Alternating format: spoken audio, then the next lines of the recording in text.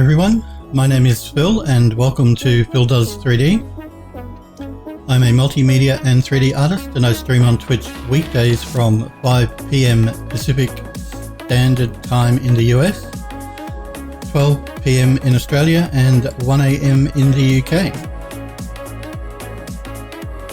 Okay, so again, we've been working on our garden terrace. We spent yesterday making sure all of our textures were, all of our Targa bit diffuse textures were swapped out with JPEG versions.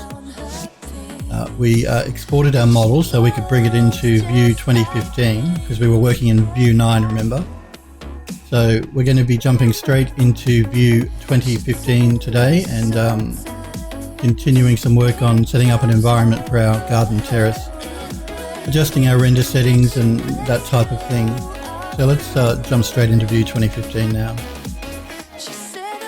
All I've done here is I've gone File, Load Object, and I've loaded up our exported VOB file from View 9 and brought it into View. I've also made a couple of quick adjustments to my render settings just so that while we're doing our test renders, before we do a proper final render after we've created the complete environment, it just speeds the process up a little bit. So I think what I might do here is let's do a quick render. We've spent all these weeks making this model, creating it, and we've only ever seen it in this low-res viewport of the programs we've been using. Hey Sniper Echo, how are you? Always good to see you, and thank you for adding me to your auto host list as well. I greatly appreciate that, so thank you. Like I've been saying, we've been spending weeks creating this model. We've only ever seen it in the viewports of 3D Studio Max or View version 9. So let's do a quick test render. Now this render is not a final render. It's only, as you can see, it's just the model on its own. Yeah, render time. That's right.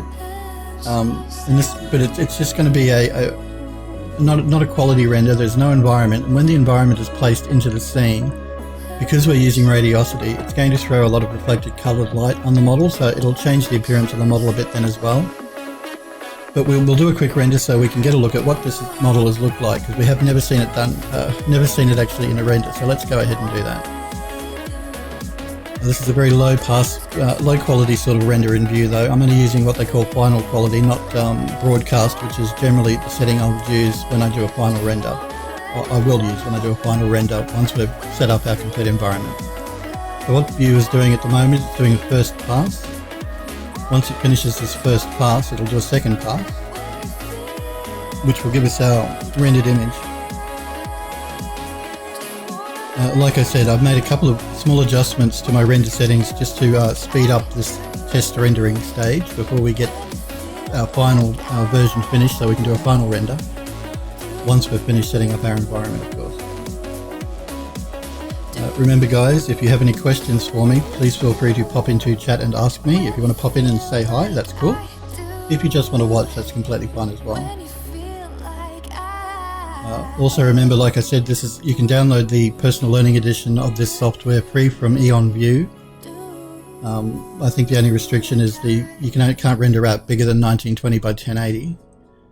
You can download it, install it for free, try it out, see if you like the software. And like I said, there really is nothing like it on the market. So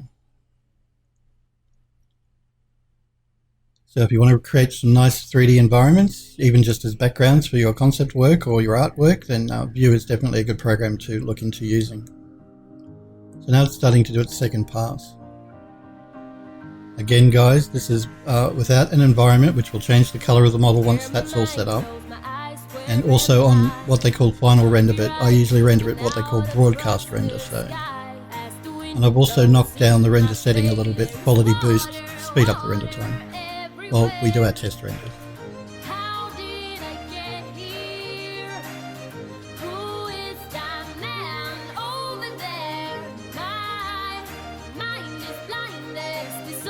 Again, it's really quick because I've made a change in the renderer, which I'll show you after it's finished. And it's not a final quality render. It's like it's better than preview quality, but not as good as proper quality. So it's like an in-between sort of quality render. The final render when we're finished setting up our environment will be a lot nicer, but it'll be a lot slower as well. Okay. So we have our render here in medium quality, let's call it. The important things to look for when you're starting to test the model to look at how it's rendering up and your lighting is to make sure any shadowed areas like this aren't black. If this is a model that's outside, and it's different if it's something that's on an interior, like in a room, but because this is outside, make sure that these shadowed areas are never completely black. They should be dark, but not black. There's so much ambient light when you're outside, you're never going to get a truly black shadow unless it's like really late evening. That's the only time you would ever get really black shadows. And I think the sun position in this scene is probably around about, looks like it's probably about 11 o'clock in the morning as far as the angle of the sun goes, which means you're not ever going to see a black shadow. So if you're creating your scenes in Vue, your outdoor scenes, and you're rendering them up and any of your shadows come out completely black, and it's like a daytime scene, you'll have to make some adjustments to your lighting because you should never get a black shadow. I'm looking for odd things like dark shadows on the plants here, and they look okay. Remember I showed you those settings to change to make sure you don't get any really harsh dark shadowing happening on your plants. If you don't change those settings, your plants are going to render up looking really weird. They're going to have really black shadows, dark shadows, and they're not going to look right. I'm looking at the normal maps that we've put in to make sure that they're not too intense. They don't look too bad. I'm looking at the reflection happening here on this dome, on the wrought iron on the dome. I may pull that back a little bit. I think that highlight's just a bit too severe. And what I mean by pull it back is I'm going to tighten the highlight up so it doesn't spread out quite so much, a bit of a tighter reflection. Aside from that though, it's not too bad. And like I said, when we get our environment in the scene and we start getting some reflected light happening, it'll tend to start to change the color of the model as well. So I just thought it would be good for us to have a look at what a medium quality render of the object would look like, because we spent so much time creating it and painting it up. Alright, now I'm going to, at this stage, I think, jump into my render settings, and this is for the benefit of you guys that have downloaded the program or are testing it out. Just to show you a couple of settings you can change to speed up your renders a little bit. Alright. We're always going to use the photometric spectral. That's the newest render setting in Vue. It used to be just called spectral, but now it's called photometric spectral. Always make sure you're in that mode. If you want to do test renders, you can jump back down to standard spectral, but I suggest sticking to photometric spectral. Global radiosity is turned on, indirect skylighting is turned on, and optimized for outdoor rendering is turned on. I've left my gain at 0 and my biases is black. Now I've ticked allow override photometric settings. If you don't tick that, then you won't be able to adjust any of these settings here. They'll all be grayed out. Vue's photometric default settings are pretty good, but like I said, if you want to get a bit more oomph in your renders and make it a little bit more grand, then I suggest turning on allow override photometric settings. And by doing that, you have access to these different sliders and some of these settings up here. Now light intensity, I've just put it plus 0.2, so 0.02. Just pulled it up a little bit. And that's just to pull up the light intensity a little bit.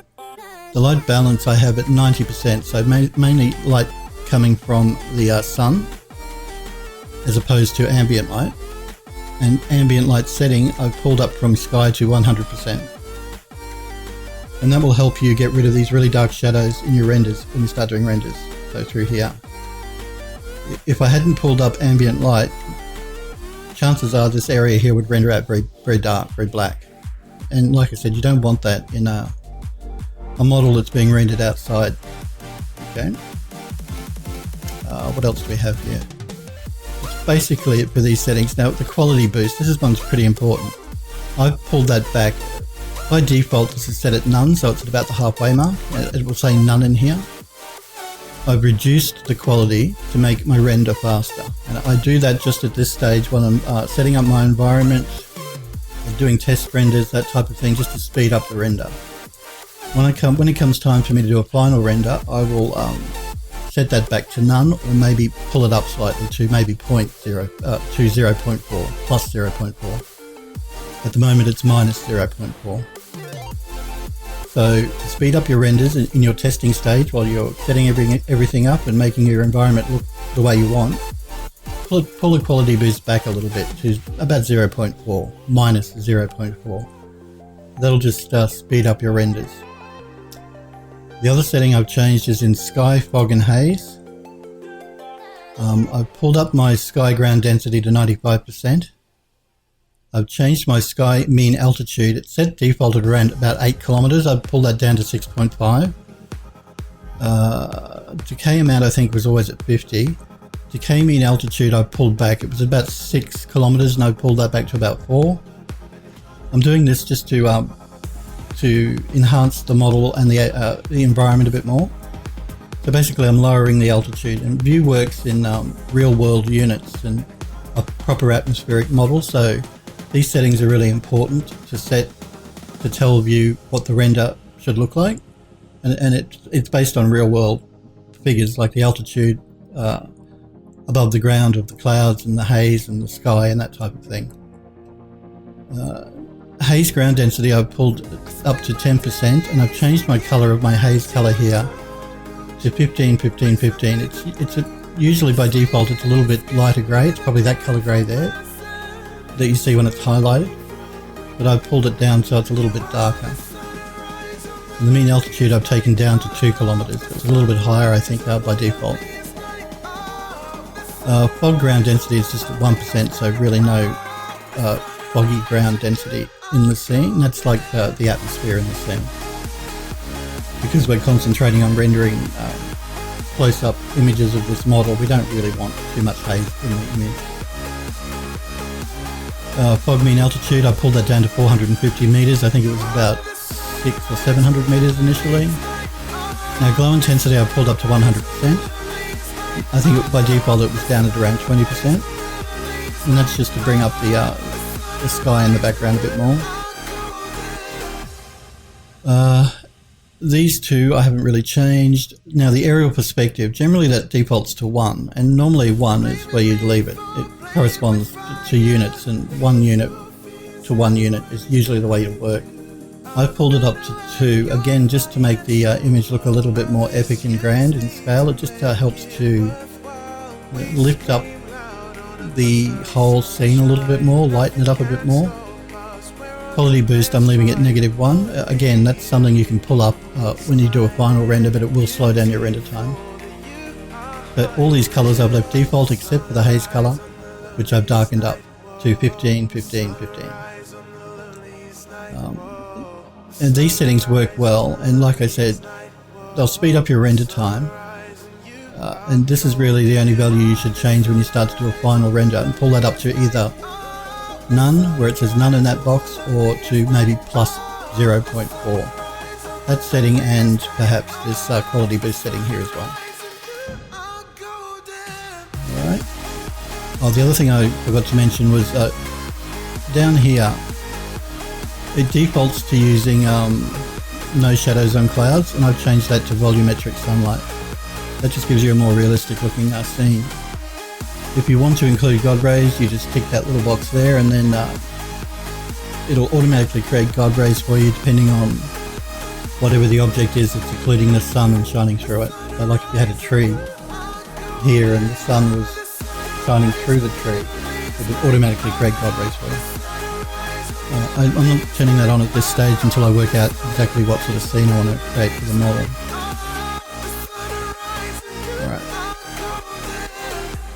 Now the other setting I did change though was in post-render options. Now with View, when you do a render, you can on the fly change these settings to the render that you created. So let me just open up the the image we just rendered out and go back and open up my post-render options. To show you what I mean, it's rendered this image out, but I still have full control over all the lighting in the scene. So I can, for instance, let's pull up on the lens glare a bit. I'll make it extreme so you can see what I'm talking about, and hit preview. If you watch in here, you see how that's softened that entire render?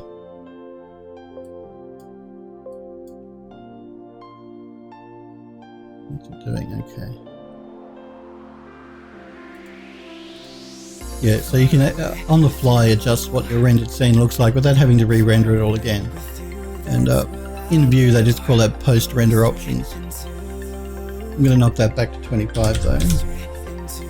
And again, look at the render here while I hit the preview button to see what it does. And you see how that affects the actual rendered image. Now you can do the same thing with lighting in the scene. So if you had specific lights, like I'm going to be placing lights in these lamps, and they'll show up here as well, and I can adjust them on the fly too. So complete control over everything in the rendered image in view interactively here. Now again, view defaults to using a view exposure filter, and I like to use Reinhardt too because it's more of like a photographic filter that you'd see when you take a photograph. So basically I always use Reinhardt 2 as my exposure filter. I generally pull the exposure down a little bit because otherwise the scene will look a bit washed out. Now you can put color perspective into the scene. I'll show you what that does. If I tick that and hit preview, again look at the render here. You see what that's done to the scene? It's basically put a filter over, it's like putting a filter on over the camera, and it's darkened everything right up. Generally you won't use that, or if you do, you should make that color a lot lighter than what it defaults to. I tend probably not to use it in 90% of cases. I've pulled up the brightness and the color adaptation a little bit just to make the scene look a little richer. Light adaptation I pulled back to 0.31, and then I've put some post-processing color correction in. I've just pulled back a little on the brightness in that, pulled up the saturation to +2, pulled up my gain to +4, and the density to +21. But again, these settings you'll have to fiddle with them a bit once you start populating up your scene, because like I said, the colors are going to start changing when you start getting vegetation and things in here. I just thought I'd point that out at this stage and show you what that is and what it's for. And basically though, I always use Reinhardt 2 exposure filter. And I just also, like I said, wanted to go through my render settings so that you could speed up your test renders a bit more. Alright, let's see now, what sort of environment we're going to create for this.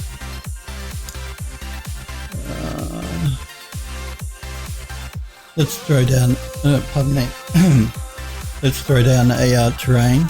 Now I'm just going to use the standard height fill terrain here. There's two types, procedural and standard. The difference between the two is the standard terrain doesn't change the closer the camera gets to it. A procedural terrain does. So the closer the camera moves into that terrain object, more detail will start to appear on the actual terrain. Procedural terrains are a new terrain, well, new as in the last couple of versions of Vue. They're very good if you want to start either close to the ground and pull out, or you want to start away from the ground and pull right in.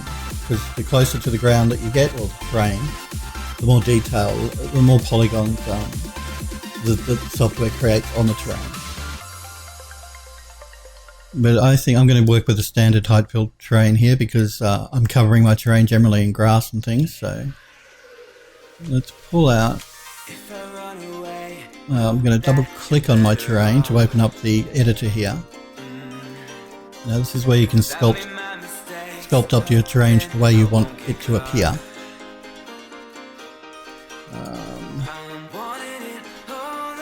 You have your paintbrush type settings here for plateaus and that type of thing. In your effects tab is where you put diffusion, erosion, glaciation, wind effects, all that as well. I won't go into detail on all of those, but I'll talk about what I use when I use it. Let's start by Generally I'd zero out the edges of the terrain, but I won't do that just yet. What I am going to do though is change to mounds. I'm also going to increase my resolution here from 256 to 512. That's just how many polygons the terrain is actually using. Again though, most of our terrain is going to be covered by grass, so we've done our mounds.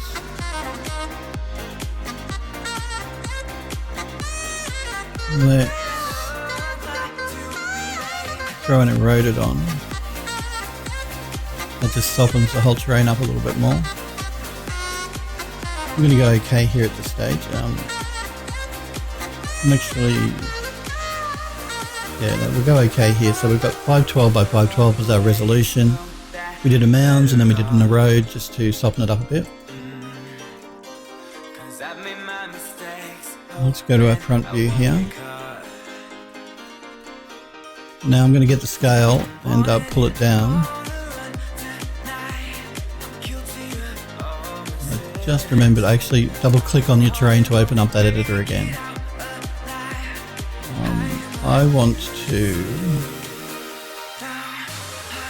remove the entire middle of this terrain, I think. So I'm just eroding the terrain out.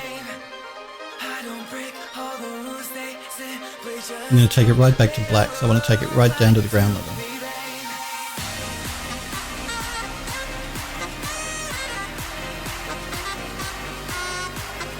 I'm going to pull in, I'd like a path through here.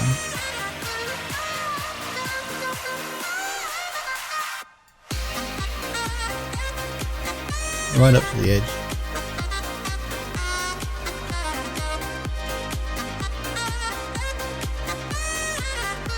Basically what I'm doing here is hollowing out the middle of this terrain.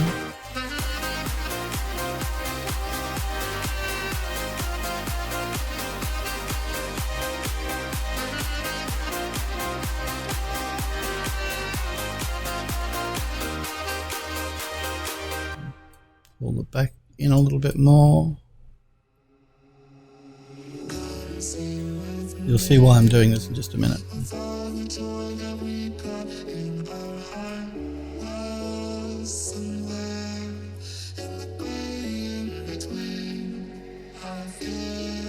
Okay, let's go okay to that. Alright, now again I'm in my scale command and I'm going to scale down in the Z. I want to pull it right back. Now I'm going to move to the move command, which is the top button here. And I'm going to pull that off to the side for a minute so I can find my... Okay, there it is. Find where my garden terrace is. Now I'm going to scale it down on all the axes at the same time. It's way too big. It's like a 4 kilometer terrain I think it makes by default, and it's way bigger than what we need. I'm going to keep scaling it down. I'll move it up in here a little bit more, move in and scale back again.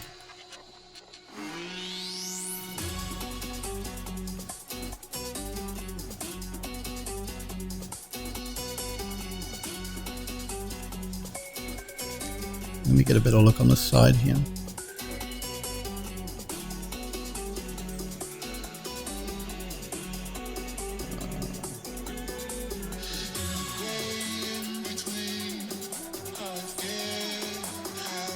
I'm going to scale my terrain down even more.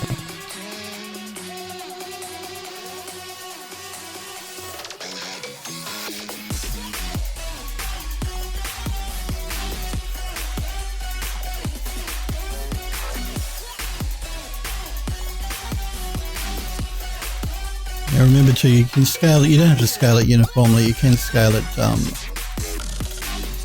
just in one direction if you want. And I'm going to do that here.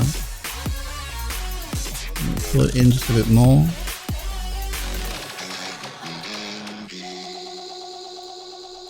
I'm double clicking it to edit it again, and I'm going to erode this back section a bit more as well.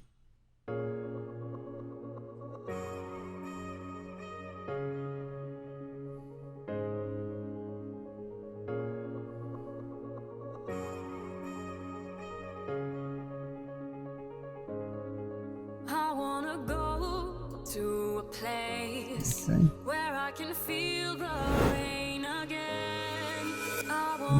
pull that forward a bit, scale it down a bit more, pull it in a bit closer.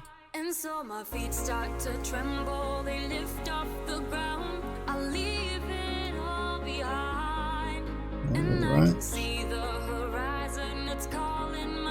Now, I'm going to take my camera and pull it back a bit further.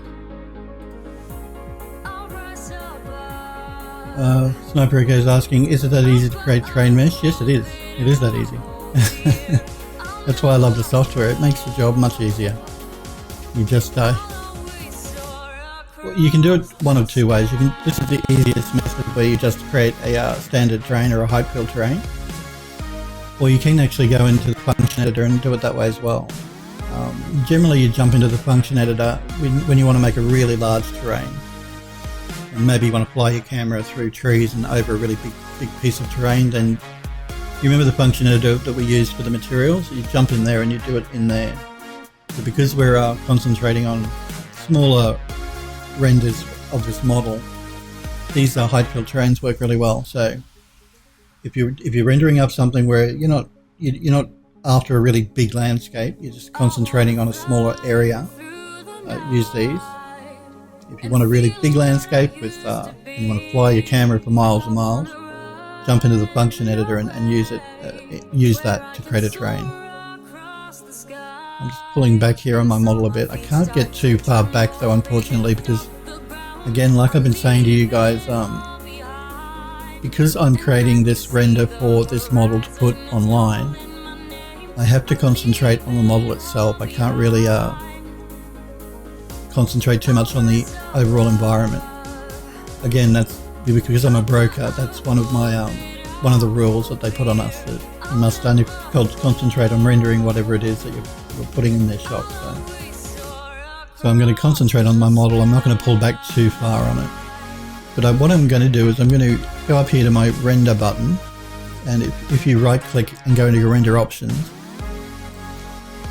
you'll see I've got this set at final. That was the render we just did. When I do a final render, I'll set that to broadcast. Now you can go all the way up to ultra, but I don't ever suggest you go anywhere near ultra because it's going to take days to render. And you're not going to get much better quality anyway. I find by setting it to broadcast, once you've finished setting up your entire scene, you're happy with it, flick it to broadcast, and that's generally good enough. It gives you good quality. And you don't get better quality with the superior or ultra necessarily, but the render times increase substantially. So test renders, either stick to preview, which is generally what I will do, or final, and then final renders go to broadcast. Don't do superior or ultra. I've also set it to render to screen. Generally I think it's set to render to main view by default. I'm rendering everything, but you can set up you can tell it to only render specific parts of your model if you want to. And when I do my final beauty shop renders, I'm going to enable my G buffer and my multi-pass so that I can get the program to render out alpha maps for different parts of the vegetation, because I generally do a lot of color correction in Photoshop once it's finished doing its final render. So I'll set up my environment, I'll get it all looking the way I want to and my lighting the way I want it to. I'll do a render, then I'll take that render into Photoshop, and I do this all the time because I'm never happy with the color that I get by default from any program, whether that's V-Ray, Mental Ray or View. I take my render into Photoshop. Because I render out in multi-passes, I get alpha maps for the trees that I'm using, pardon me, the grass that I'm using. Excuse me. So by having those alpha maps, I can then go into Photoshop and color correct just those specific areas of the image. But I will also do color correction on the entire image, and I'll show you what I mean by that. We'll be doing the color correction after we've finished doing all of our final renders in View, because it's a bit of a process as well. That's just because I know what I want the image to look like. I'm never happy with the default colors of any render from any renderer that I've used. So I always like to go into Photoshop and tweak them. And you'll find that happens all the time in the studio. So yeah, a lot of people think I'll set up my environment, or whether that's in Max or Maya or Blender or View, I'll render my image out and that's what I use, and it's not. most studios will then take that image into Photoshop and do color correction on it to get it to look right, because it's never really going to look completely right straight from a render. And the color correction I do in Photoshop, I can, if it's an animated, like people may be asking, well, it's okay to color correct a still image, but what if it's an animation? How do I do that? Well, the color corrector I use in Photoshop is also available in After Effects. So if you're doing an animation and you want to do the color correction, I'll show you when we get there to that stage. You can do the same thing in After Effects. So if you have an animated scene, you can do your color correction that way as well. But generally studios will always do color correction. They'll never use the raw render that you get from any program. It's always being color corrected. Yeah, and I know a lot of people might not realise that, because studios don't advertise the fact that that's what they're doing, but that is what they're doing. They're never taking their raw render and using it straight. They're always going to color correct it. Now they may use different software to do their color correction than what I'm going to show you, but they all do color correction. So that's what I'll be doing. I'll be enabling my multipass and G-buffer so I can render out alpha maps for the different parts of the environment, and then I'll color correct those individual sections if they need it, and do a general color correction on the entire render. So what I'm going to do here though is I'm going to change my render settings. Now let me think. If you're doing a render for you that maybe you want to put online or in your portfolio or something like that, render it to 16:9 like you see it now. Again though, because I'm rendering this for Cornucopia, for Eon's own website for this model, they request a square image, so I'm going to change my render settings here. By all means, if you want to render a square image, do it. But if you're rendering just for your portfolio, or maybe you want to create backgrounds for your monitor screen or that type of thing, then leave it at 16:9. Generally what I'll do is I'm going to set my scene up as a square render. Once I've done my beauty shots for the store in square renders, I'm going to come back and change my setting here to 16:9, which is going to alter my camera, because remember, every time you change this aspect ratio setting here, your camera perspective and screen size is going to change, which you'll see when I change it here in a minute. So I'm going to render out at square. If you're just doing it for yourself though, and you're not worrying about putting it in a store online or anything like that, I suggest stick to a 16:9. And like I said, we'll do a 16:9 once I've done my proper square beauty renders for Cornucopia, for Eon's website. So at this stage though, I'm going to go to a square 1x1. I generally do a 12x1200 render because they don't require a huge image for the store, and generally 12x12 is big enough for them. When I do the 16:9 render though, we'll take that up to 2560x1440. Again, if you're using the free PLE version though, you're going to be restricted to 1920x1080. That's the biggest you can render out in their free version. So at this stage, I'll do a 1440x1440, I think, just so it's a bit bigger on the screen for you guys to see as we're working on it. Actually, no, you know what? We're going to go other, and we're going to do 16x16.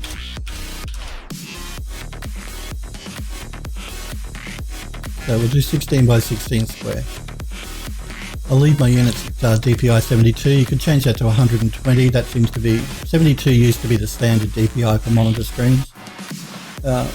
Lately it seems to have gone up to about 120.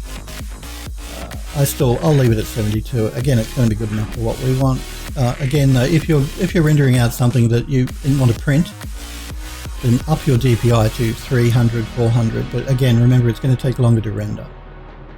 But you will need to up your DPI if you want to print out on a printer anything that you're creating.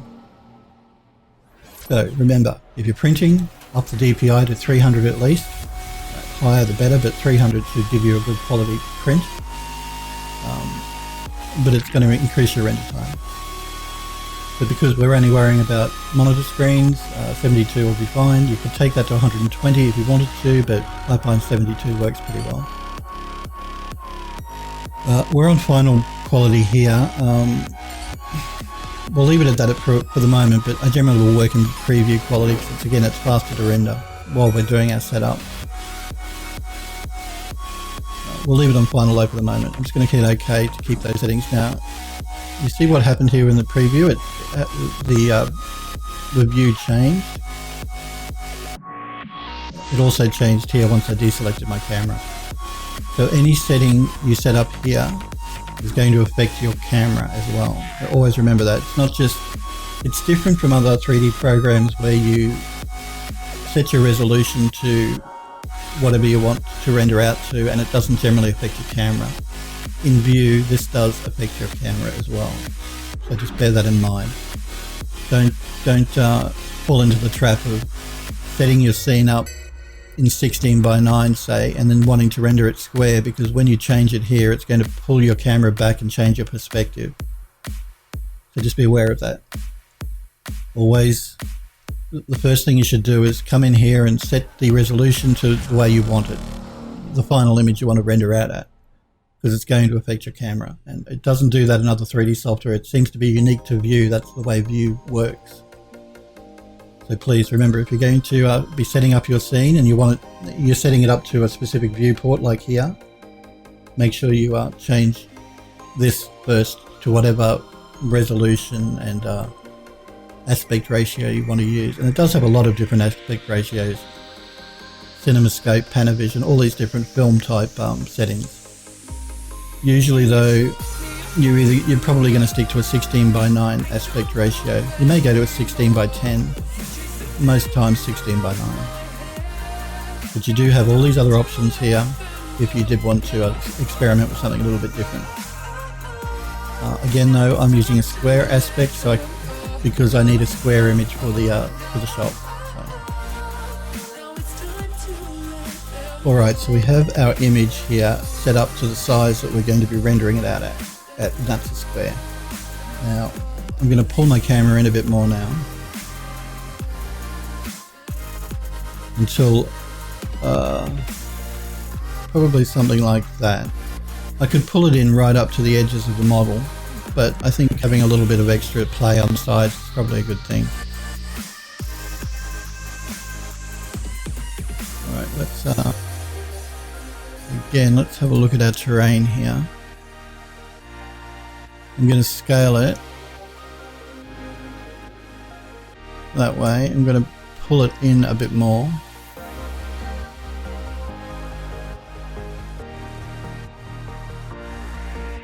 I'm looking at this, I want to create like a path that leads up to this model itself. Now I think I'll have the model inside of like a forested environment. But this initial terrain is still too high, so I'm going to scale it again still in the Z-axis. I'm going to pull it down. So it's probably something like that.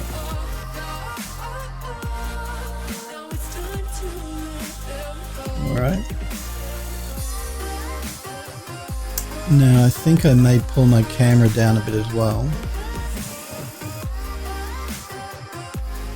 So we'll end up with something like, I've got to decide here on what angle I want to look at the model at, whether I want to go from a really high angle or a low, but that's not going to be a natural looking render. You're not going to be 20 feet off the ground, even if you're taking a photo. So maybe you've got a drone, but generally with these type of things you want to set it at about head height, so probably around about there. Again, that just makes the scene more believable because it looks like you're setting it at the height that you'd see it if you were walking up to it. So don't get too carried away and do your drone renders, because they don't really look natural. You could, if you wanted to, if that's the look you're going for, but if you want a realistic looking image, stick to about head height.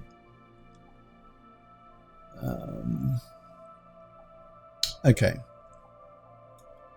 We have our first terrain here. Now, what I'm probably going to do with these terrains, I'm going to create another one in a minute. By all means, you can select your terrain and you can go into your material editor here and change your material that way. usually that's pretty good. That's good enough, particularly if you're going to be covering your terrain in an ecosystem, which is like grass or trees or bushes or that type of thing, because most of the terrain is going to be hidden anyway. I'm probably not going to do it that way. I'm going to be a bit different.